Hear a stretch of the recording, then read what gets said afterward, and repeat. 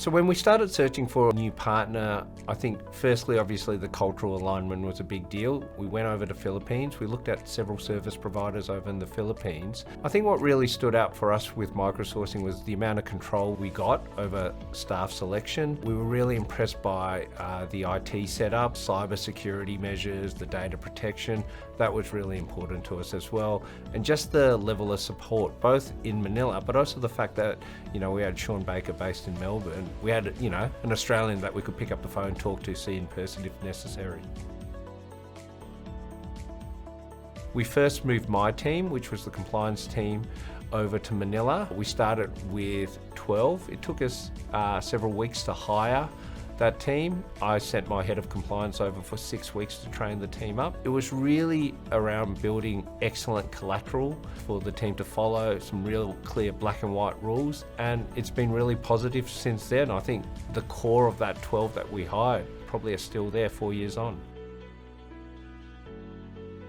My initial expectations when we started working with the team were very similar to what we've experienced with outsourcing developers, and that is no real communication, a little bit of agreeing to a standard but not really understanding it, so some communication issues there. And what we actually experienced was the complete opposite. It really does feel like we have an Australian team that's just working from a different site.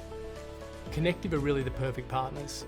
They've invested side by side with microsourcing from the beginning. There's been a real cost or commercial advantage to what Connective have done. However, they've put the time and effort into building and developing the skills in their people. Just purely due to the size of the operation today, with more than 40 FTE based at the Philippines at microsourcing, they have a dedicated resource here on shore in Melbourne that is literally plugged into the team, supporting the onshore elements from the business, ensuring that the key stakeholders on shore also supported, as well as the offshore stakeholders being at microsourcing. Running a compliance team, our aim was always to audit at least 10% of the loan files that our brokers submit. So if you think about Connective's credit representative brokers, we submit over 100,000 loan files in a year. I'm hoping to touch at least 10 to 15,000 of those loan files. When we first started with microsourcing and the team, we were probably only getting 5 to 6% of those loan files audited, with probably a slightly higher than expected error rate. Over time, and especially over the last few years, we've really improved that. So now I can confidently say that we audit over 10% of our loan files, so that's over 10,000 loan files a year reviewed and audited by my team in Manila, and the error rate is extremely low. So it's been an exceptional result. As a result, that gives me comfort from a risk perspective at Connective, but it also provides a bit comfort to our brokers that that loan files are being reviewed and audited on a regular basis.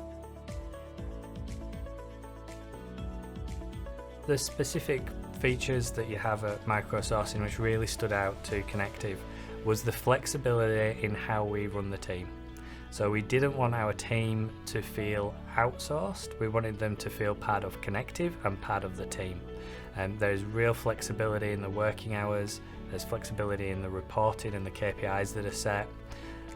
One of the big advantages for us being in financial services, security and data security is critically important, and MicroSourcing were very welcome to us actually standing up our own security infrastructure and using our own security builds on the equipment that our developers are using and our staff are using. So they are effectively a Connective office, but just running from Manila, and that was critical for us. So what's the future look like for Connective and microsourcing? Look, I see us continuing to expand our reach there and the team there. I know personally there are still more compliance functions that can be moved across to Manila, and there are areas we're exploring, especially as some of our more experienced members become more upskilled. We can bring some more people down below. But I think there's always areas at Connective. We always must continue to look for efficiencies and areas where either we can't find the talent in Australia, or we can actually do the function much more efficiently and cost effectively out of Manila.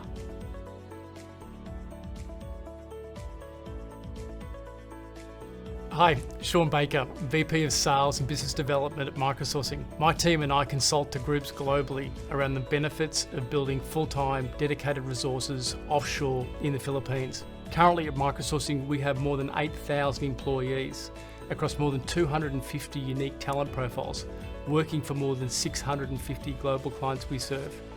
If you'd love to learn a little bit more about the Philippines and outsourcing, feel free to reach out. We'd love to have a conversation.